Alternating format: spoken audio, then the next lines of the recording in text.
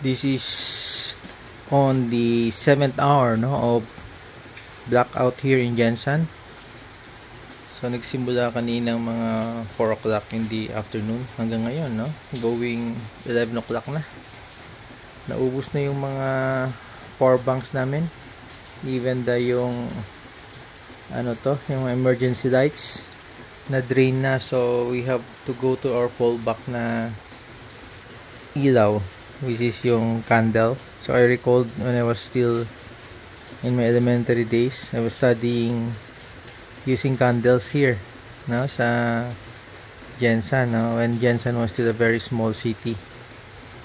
Kaya unthinkable, no, these candles nakastore lang to, no, sa bodega for more than a decade or two.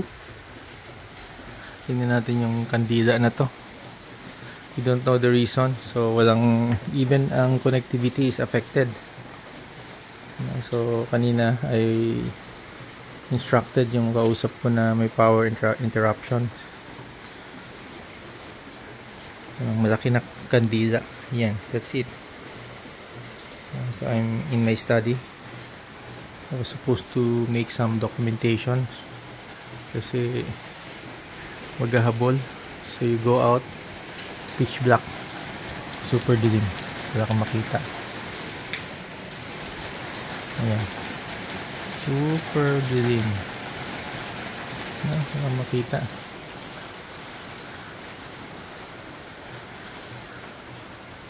So ang saving grace natin, no, after 7 to 8 hours of power interruption, the good old candle. Tapos yung laptop ko ata, meron pang konting, pwede pa to up to 5 to 6 hours na yung laptop.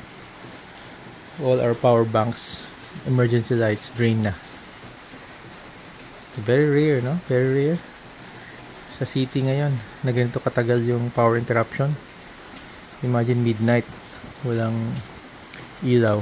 Then the weather, we have practically inclement weather. Sinuspend ni Mayor Laurel Pacquiao yung klase ata kanina sa city kasi yung rain starting umaga hanggang ngayon, no, going.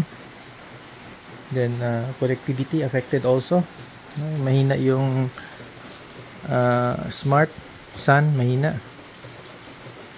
Kaya ayan, I'm documenting this one. Ganito katagal yung brownout. Then finally, yung mga kandila na nakastore for more than a decade or two, no, we have big candles nagamit na rin. Ayan, no, malaki-laki itong mga kandila na to. Ayan natin. Yan, that's the candle. Hanggang umaga pa to, hindi maubos-ubos to.